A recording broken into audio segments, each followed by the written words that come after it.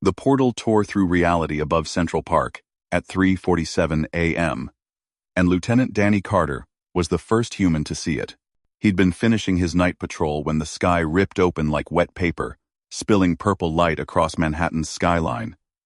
His radio exploded with panicked chatter before going dead. Then the voice came. Not through his ears, but directly into his mind. Primitive species of Earth, you have been selected. Danny's hand went to his sidearm, though he knew bullets wouldn't help against whatever could speak inside his head. Around him, car alarms shrieked to life. Windows shattered in nearby buildings. The purple tear widened, and through it, he saw stars that weren't from Earth's sky. Your world faces extinction in 72 hours. The devourers approach your solar system. They will consume all organic matter on your planet. We, the Celestial Council, offer salvation. We will summon champions from your species to fight in the grand arena. If your champions win, we will provide sanctuary for 1 million of your kind aboard our sanctuary ships. Danny's mouth went dry. 1 million. Out of 8 billion. The summoning begins now. Your strongest warriors will be transported to the selection chamber. Light erupted from the portal, dozens of beams lancing down across the city. Danny watched one strike a building 3 blocks away.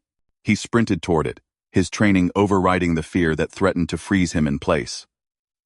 His radio crackled back to life. All units, we have multiple abduction events across all 5 boroughs. Federal authorities are mobilizing. This is not a drill. By the time Danny reached the building, a crowd had gathered. He pushed through to find a woman sitting on the pavement, trembling. Her husband knelt beside her, holding her shoulders. She just appeared here, the husband said. She was in our apartment on the 15th floor. Then that light hit, and she says she was somewhere else, a white room. Voices, talking about selections and trials. What did they say?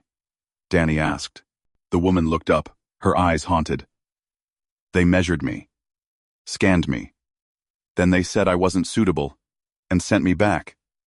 They're looking for soldiers, fighters, people who've killed before. Danny's blood ran cold. He'd served 2 tours overseas before joining the NYPD. He'd killed. He looked up at the portal, still churning above the city. The beam hit him before he could run. One moment he stood on a New York street. The next he was in a chamber of white light. Others appeared around him. Men and women in military uniforms, police officers, a few in civilian clothes, but with the hard eyes of people who'd seen combat. Danny counted 30 people before a new figure materialized in front of them. It was humanoid, but definitely not human. Tall, with skin that shimmered like oil on water, and eyes that held no pupils, only swirling galaxies. When it spoke, its mouth didn't move. Greetings, human warriors. I am Selector Ven. You have been chosen as potential champions for your species. You will undergo trials to determine which among you are worthy to fight in the grand arena. The victor will save 1 million of your kind. A man in marine dress uniform stepped forward. What happens to the rest? And they perish with your world. The devourers show no mercy. They have consumed 47 civilizations. None have survived without our intervention. And if we refuse to fight in your arena? A woman in army fatigues asked. Then we select no one. Your entire species dies. We lose nothing.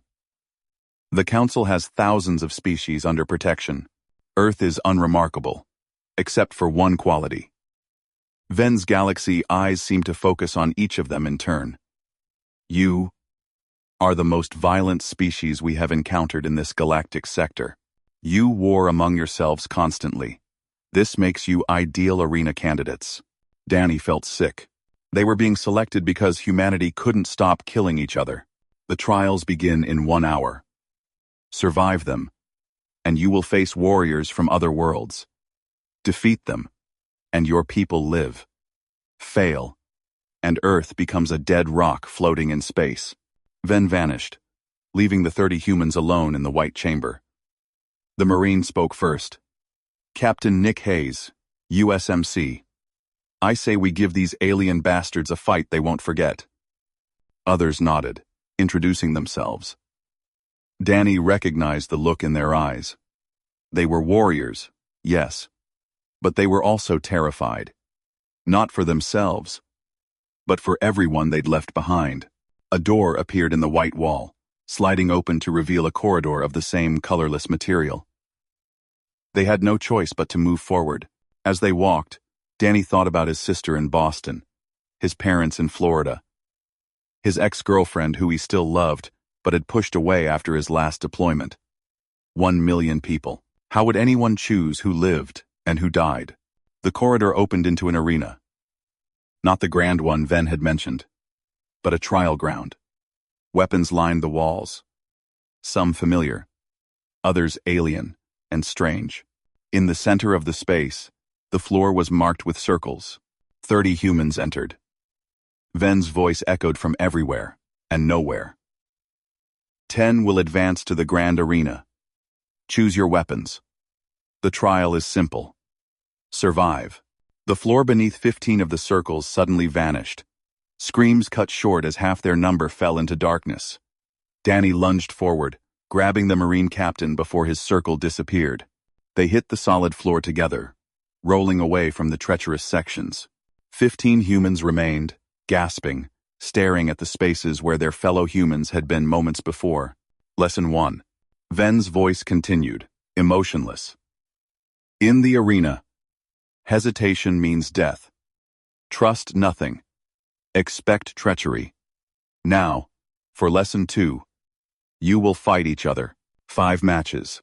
Losers are eliminated. Winners advance. No, Danny said. We're not killing each other for your entertainment. Then you are all eliminated, and Earth dies. The white walls shimmered. And suddenly, they could see through them. Earth floated in the void, beautiful and blue. Approaching it, moving faster than should be possible, was a darkness that seemed to eat the stars themselves. The Devourers. 48 hours now, Ven said. They accelerate. Choose quickly, humans. Kill each other and save millions. Or die together in principle and save none. Danny looked at Captain Hayes, then at the others. In their eyes, he saw the terrible calculus being made. How many lives was their conscience worth? Hayes picked up a weapon from the wall, something like a spear but humming with energy. I'll fight. For Earth. One by one, the others made the same choice. Danny was the last. As he reached for a weapon, he wondered if this was how humanity ended. Not with the nobility of dying together, but with the ugliness of killing each other for scraps of survival. The matches were announced. Danny was paired against a woman named Kelly Grant, a former Army Ranger. As they faced each other in the circle, weapons raised, Danny saw his own horror reflected in her eyes. Neither of them wanted to be here, but neither of them could let Earth die without trying. The trial began with blood. The white chamber transformed into a jungle environment, thick with alien vegetation that glowed faintly in the dim light. Danny circled Kelly, the energy spear, feeling wrong in his hands. Every instinct screamed against fighting this woman, who should have been his ally, not his opponent. Kelly held twin blades, her stance professional and cautious. We don't have to kill each other, Danny said, his voice low. There has to be another way. You think I want this? Kelly's voice cracked. I have 3 kids back home. 3 little girls who need their mom. I'll do whatever it takes. She lunged, and Danny barely parried the strike. The energy spear crackled against her blades, sending sparks of purple light cascading around them. They broke apart, breathing hard. Above them, Ven's voice echoed. Your hesitation is noted. Perhaps humans are too weak for the arena after all. The Devourers grow closer, with each wasted second. Danny saw something flicker in the transparent wall. Earth, with that impossible darkness creeping nearer. But he also saw something else. Something the alien hadn't shown them. Ships, thousands of human ships, from military destroyers to civilian spacecraft, forming a defensive line around the planet. Humanity wasn't just waiting to be saved. Kelly, look. Danny pointed with his spear. She glanced up, and her eyes widened. They're fighting back. 53 defense satellites activated, Ven said. And for the first time, there was something other than boredom in the alien's voice. It might have been surprise, primitive kinetic weapons, and nuclear armaments. Futile, but unexpected. Most species simply panic and tear themselves apart when the devourers arrive. Your kind launches every weapon you possess. Danny felt something shift in his chest. Pride? Maybe. Or hope. That's what you don't understand about Earth. We might fight each other, but when something threatens all of us, we come together. Irrelevant, Ven said, the coldness returning. Their weapons cannot harm the devourers. Only arena champions blessed with celestial weapons can damage them. Continue your match, or be eliminated. But Danny wasn't listening anymore. He was watching the screens, seeing something that made his pulse race. The human ships weren't just firing conventional weapons, they were doing something else. Something coordinated. Evacuating cities, yes, but also mobilizing in patterns he recognized from military academy. This wasn't panic. This was strategy. Kelly lowered her blade slightly. What are you thinking? I'm thinking we've been looking at this wrong. They want us to fight each other because it makes us weaker. But what if we refuse to play their game? We'd be eliminated. Earth would fall. Maybe. Or maybe we call their bluff. Danny set down his spear. I won't fight you, Kelly. If that means we both die, so be it. Kelly stared at him for a long moment. Then she too lowered her weapons. My girls are going to kill me for this. If we survive. The jungle environment flickered and vanished, returning them to the white chamber. The other matches had concluded. Captain Hayes stood over a defeated opponent, his face twisted with disgust at what he'd been forced to do. 6 others had won their matches, 2 humans dead, several more injured badly enough that they'd been transported away. Ven materialized, and this time, the alien looked genuinely puzzled. You refuse to fight. This has never occurred in 3,000 cycles of the arena trials. Then maybe you've been selecting the wrong species, Danny said. Or maybe you don't know humans as well as you think. It changes nothing. You are eliminated. Only 8 advance now, instead of 10. Fine, Kelly said. But we're not leaving. That is not your choice. Actually, a new voice cut through the chamber. I think it is. Everyone turned.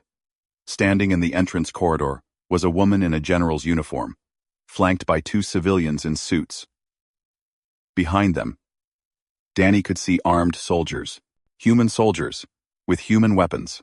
General Lisa Martinez, United States Space Force, the woman said calmly, as if she walked into alien abduction chambers every day. We've been tracking your portal since it opened. Took us a while to crack the frequency and force our way in, but here we are. Ven's form rippled. Impossible. The summoning portal cannot be breached by primitive technology. We didn't breach it, we rewrote it. One of the civilians stepped forward, a young woman with tired eyes and oil-stained hands. My name is Dr. Julie Park. I run DARPA's Theoretical Physics Division. Your portal? It's based on quantum entanglement manipulation, which we've been working on for 15 years. Once we understood what we were looking at, it took me about 40 minutes to hijack the signal. You cannot interfere with the Celestial Council's protocols. Watch us, General Martinez said. Here's the new deal. You wanted champions? You've got them. But they're not fighting in your arena. They're coming home, and they're going to help us defend Earth our way. Your way leads to extinction. The devourers cannot be stopped by your weapons. Maybe not our current weapons, Dr. Park said, a sharp smile on her face. But we've learned a lot in the last 4 hours. Your portal? We've been scanning it, analyzing every particle of energy that flows through it. We've already reverse-engineered the basic principles. And if you can make portals, so can we. Ven's form solidified, becoming more defined, more aggressive. You do not understand what you face. The Devourers are entropy incarnate. They are the heat death of the universe given form and hunger. They cannot be reasoned with, cannot be fought, with ordinary matter. Then we'll fight with extraordinary matter, Martinez said. We've got 6,000 nuclear warheads we've been dying to do something useful with. We've got railguns that can accelerate projectiles to a significant fraction of light speed. We've got experimental weapons that we've never field-tested because they were too dangerous. And now we've got alien technology to study. It will not be enough. Probably not. Martinez agreed. But it'll be one hell of a fight. And that's what you aliens don't seem to get about humanity. We don't surrender. We don't beg for mercy. We fight until there's nothing left to fight with, and then we keep fighting anyway. Danny felt a surge of fierce pride. This was what Ven had missed. Humans didn't just fight each other. They fought everything. Gravity, disease, physics itself. They'd clawed their way up from caves to spacecraft through sheer, stubborn refusal to accept limitations. Bring our people home, Martinez ordered. All of them, including whoever you dropped through those floors. They are dead. Then bring us their bodies. They're heroes, and they deserve to go home. For a long moment, Ven stood silent. Then the alien spoke, and for the first time, there was respect in its voice. I will consult the Council. This has never happened before. A species refusing salvation to fight impossible odds. Get used to disappointment, Kelly muttered. Ven vanished. And the chamber shuddered. Danny felt the world lurch. And suddenly, they were standing in a military hangar somewhere, surrounded by soldiers and scientists. The 8 survivors of the trials were immediately taken to medical, while Kelly and Danny were escorted to a command center. Screens covered every wall, showing Earth from a dozen angles. The Devourers were visible now. A shadow that seemed to drink in all light, all hope. But between that shadow and Earth, humanity had assembled everything it could muster. The International Space Station had been retrofitted with weapons. Satellites bristled with missiles. Ships from every nation that could reach orbit formed a defensive sphere. It's not enough, Captain Hayes said quietly. He'd been brought to the command center too. Even if we use everything, that thing is too big, too powerful. Maybe, Martinez said. But we're not giving up. Dr. Park, what have you got? The scientist pulled up a hologram. The portal technology uses what I'm calling quantum bridging. It creates a temporary weakness in space-time. If we can replicate it on a large scale, we might be able to create a bridge of our own. To where? Danny asked. To the Devourers themselves. Think about it. They're made of exotic matter. Matter that doesn't follow our physics. But if we can create a portal inside them, we might be able to disrupt their cohesion. You want to teleport a bomb into them, Hayes said. Not just a bomb. Every bomb. Every weapon. Every ship, if we have to. We open a portal. We throw everything we've got into the heart of that thing. And we see what happens. That's insane, Kelly said. That's humanity, Martinez replied. We've been doing insane things since we first looked at fire and decided to carry it around in our hands. Lieutenant Carter, you've seen inside their systems. You've been in their trial chamber. What do you think? Can we do this? Danny thought about the white chamber, about the way Ven had seemed genuinely surprised by human behavior. The Celestial Council thought they understood everything. They'd been running their arena for thousands of years, watching species fight and die. But they'd never met anyone who said no. I think we can surprise them, Danny said. They expect us to follow their rules. But humans have never been good at following rules. Then we'd better move fast, Martinez said. We have 46 hours before the Devourers reach Earth. Dr. Park, how long to build a portal generator? With every scientist and engineer on the planet working together? Maybe 30 hours if we're lucky. Then get started. I want every brain we've got on this. Every university, every tech company, every garage inventor with a wild idea. This is humanity's Manhattan Project. Except we're not building one bomb. We're building a door to hell and kicking it wide open. The command center erupted into activity. Danny found himself swept along, answering questions about the portal's properties, describing everything he'd seen and felt during the transport. Scientists scribbled notes, ran simulations, argued about quantum mechanics in ways that made Danny's head spin. Hours blurred together. Coffee became the primary food group.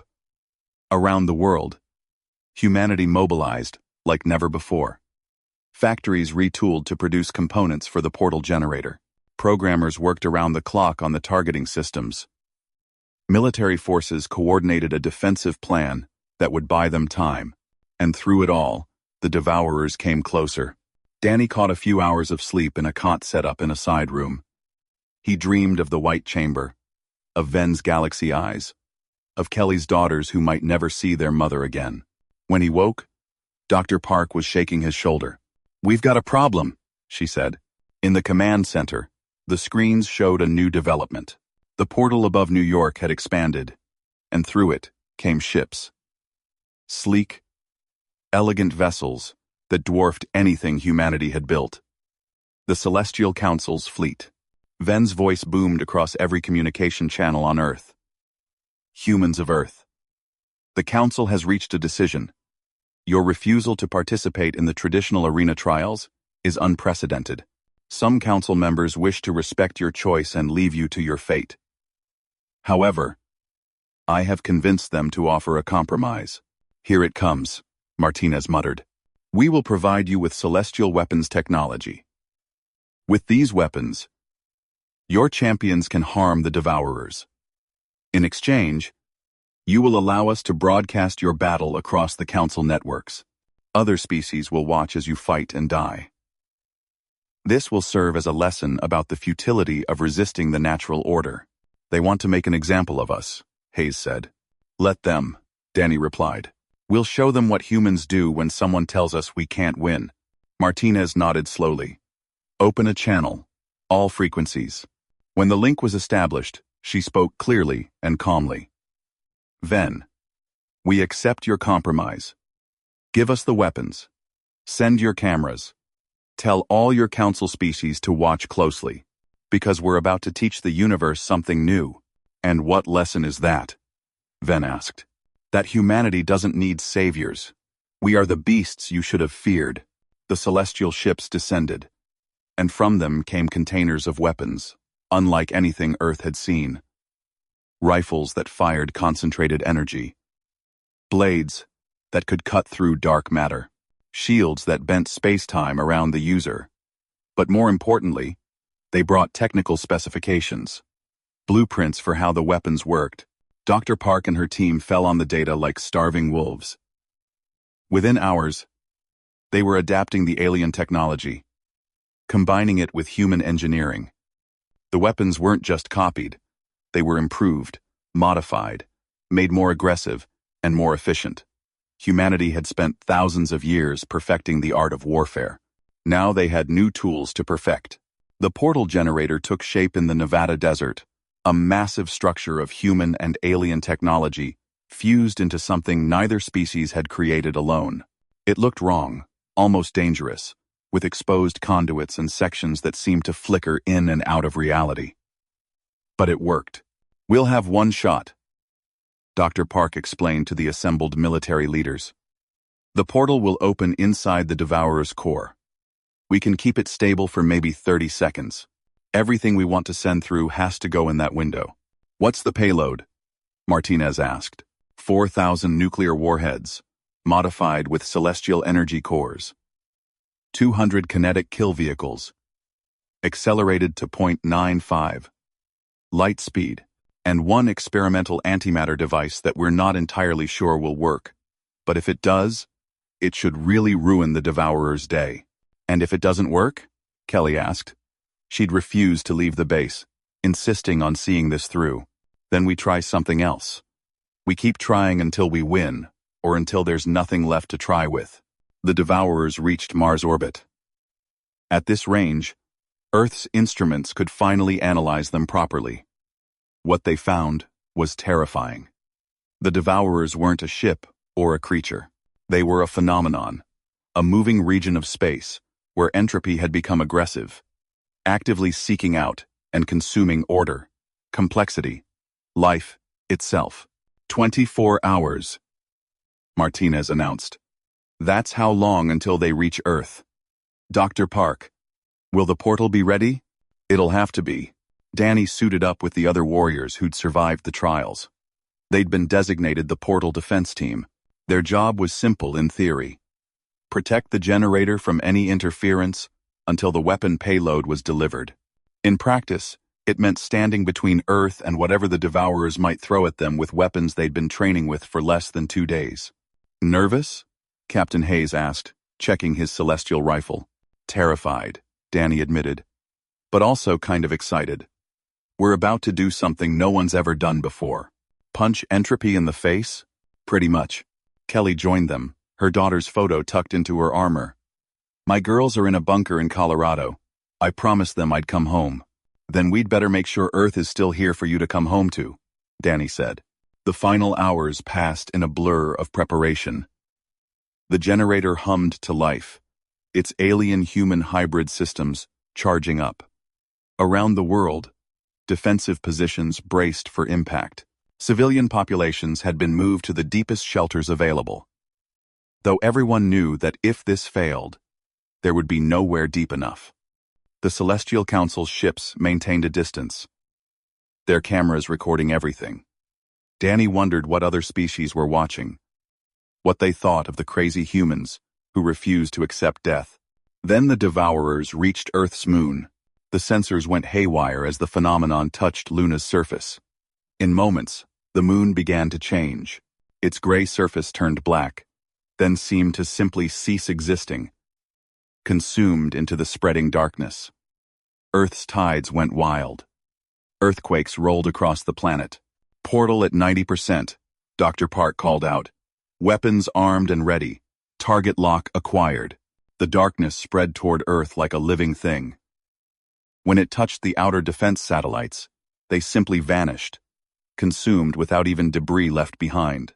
The first wave of human ships opened fire, nuclear weapons and kinetic rounds blazing. Some seemed to affect the Devourers, creating ripples in the darkness. But the phenomenon kept coming. Portal at 100%, Dr. Park announced. Opening in 3, 2, 1. Now, reality tore open in the heart of the Devourers. For a fraction of a second, Danny saw through the portal into a place that shouldn't exist, where physics screamed and died. Then the weapons poured through. 4,000 nuclear explosions happened simultaneously in a space smaller than a city block. The kinetic rounds followed, moving so fast they hit with the force of small suns. And finally, the antimatter device. The darkness convulsed.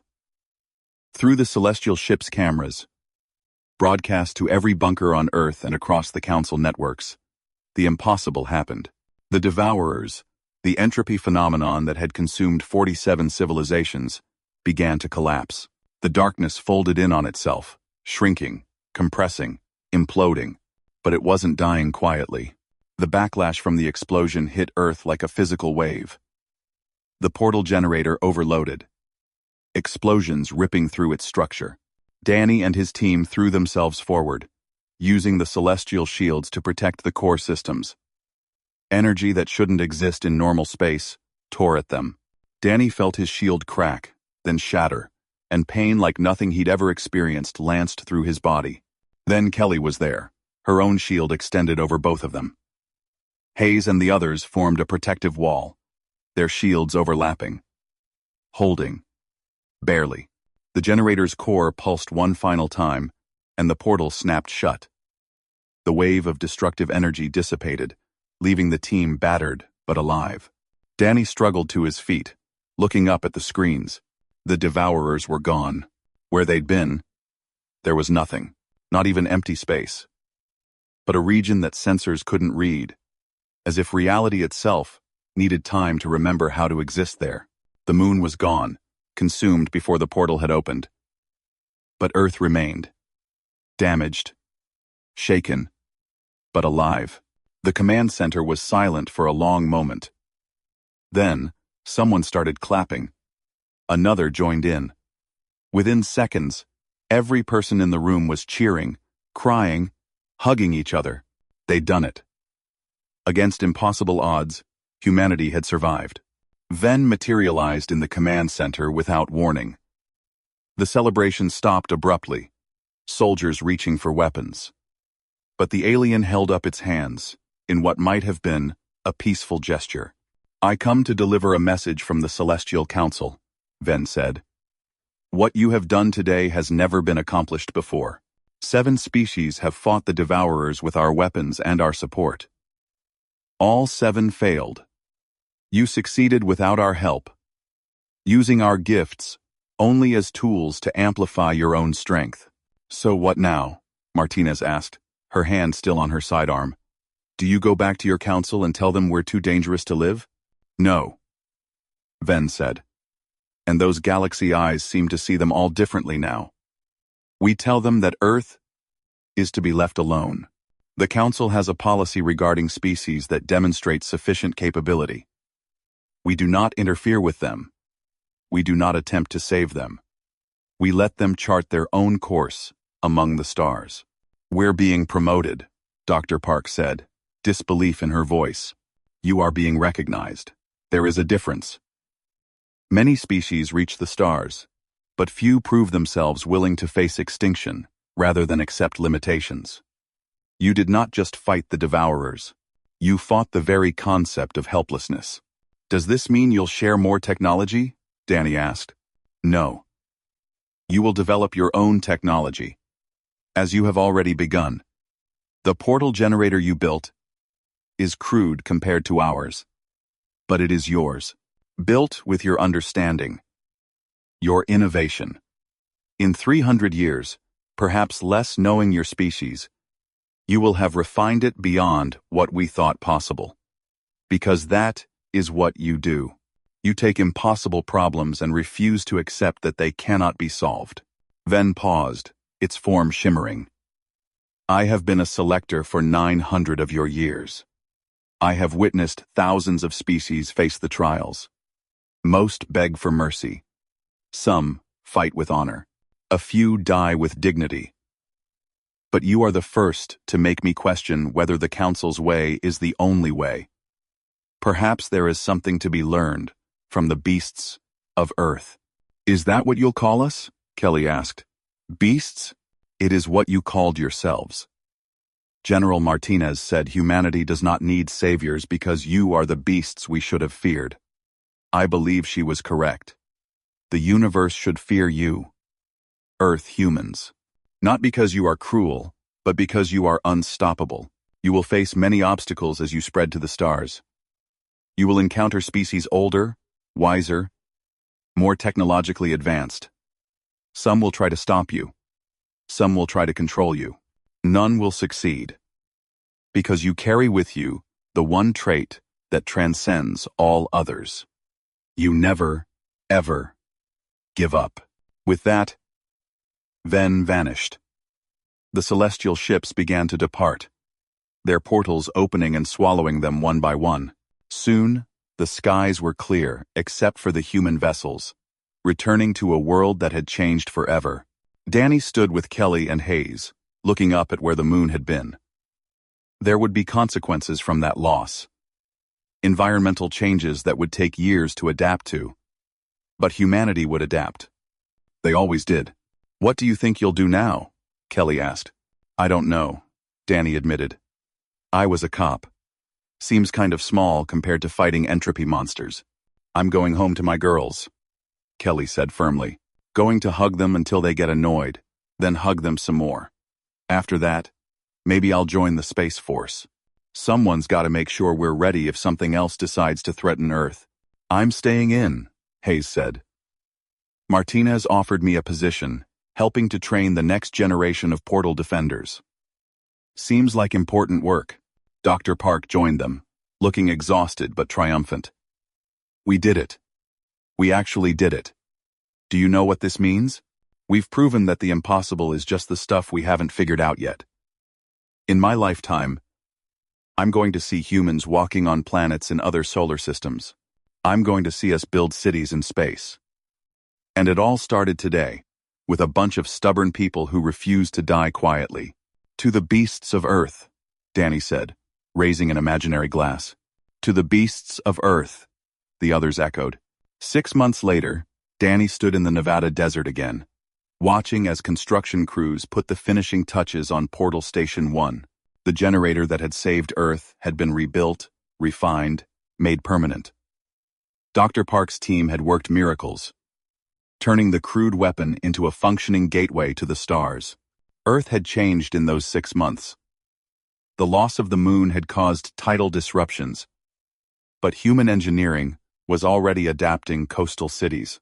More importantly, the world had united in a way it never had before. Nations that had been enemies now worked together, because they'd all faced extinction together. The United Earth Space Coalition had formed, not through conquest or coercion, but through shared purpose. And everywhere, people looked up at the stars differently. Not as distant lights, but as destinations, as challenges waiting to be overcome. Kelly had returned to her family, but she visited the base often, consulting on defensive strategies. Her daughters had become minor celebrities, the kids whose mom helped save the world. They handled it with surprising grace. Captain Hayes ran the training program for Portal Defense Forces, teaching new recruits not just how to use celestial weapons, but how to think like humans, to find solutions that others said were impossible. Dr. Park had become the face of Earth's space program, giving speeches about the fusion of human and alien technology, about the importance of never accepting limitations. Her team was already working on the next generation of portals, ones that could connect distant parts of Earth instantly, revolutionizing travel and communication. And Danny had found his new calling. He worked with first contact teams, preparing for the day when humanity would walk onto alien worlds, not as refugees or supplicants, but as equals, as neighbors, as friends, perhaps, or rivals, or something new entirely. The portal hummed to life, and through it, Danny could see another star system. The first human exploration team was preparing to step through, to plant a flag on a world that orbited a distant sun. It was a small step compared to what would come, but it was a beginning. General Martinez stood beside him, watching the preparations. She'd been promoted after the Devourer's defeat, now coordinating all of Earth's extraterrestrial operations. Ready for this? She asked. No, Danny said honestly. But when has that ever stopped us? Never, Martinez agreed. That's the human way. Step into the unknown before we're ready. Figure it out as we go, and somehow make it work through sheer determination and spite. The exploration team stepped through the portal, disappearing into light. On screens around the world, billions watched as the first images came back. An alien sky, purple, with 3 moons. Strange vegetation that moved in ways plants shouldn't. A world waiting to be explored. Danny thought about Ven's words, about becoming the beasts that the universe should fear. But he didn't think of humanity as beasts anymore. They were survivors, explorers, dreamers who refused to let reality dictate what was possible. Somewhere out in the galaxy, the Celestial Council watched. Other species observed with curiosity, concern, or calculation. Some would welcome Earth's arrival. Among the stars, others would resist it. All would learn the same lesson. Humanity had been summoned as potential saviors, selected because of their violence, their aggression, their endless conflicts. But what made them truly formidable wasn't their capacity for destruction. It was their capacity for hope, for adaptation, for looking at impossible odds and deciding to fight anyway. The saviors had been summoned, but what arrived wasn't what anyone expected. Not champions. Not warriors. Not beasts. Just humans, with all their flaws and strengths, ready to write their own story among the stars. And that story was just beginning.